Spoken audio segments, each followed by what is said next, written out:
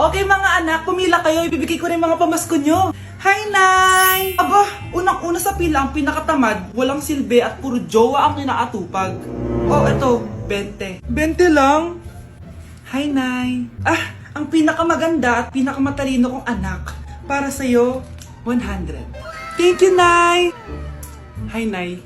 Oh, eto, 20. Puro lang naman papogit, pasikat ginagawa mo.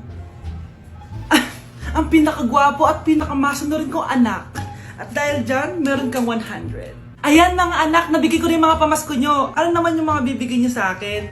Sino ba naman ako, diba? Ah, na ito po regalo ko sa inyo. Sukli po yan sa 20 na binigay nyo sa akin.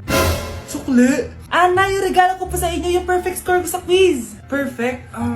Pwede na. Ah, Nay, regalo ko sa'yo yung 10,000 na followers ko sa TikTok. O, diba? 10k followers. Nay, ito po regalo ko. Ah, buti pa si Kyle may regalo sa akin. Di tulad ng iba dyan. Kyle, ano to? Pampapayat po, Nay. Baka kailangan nyo po.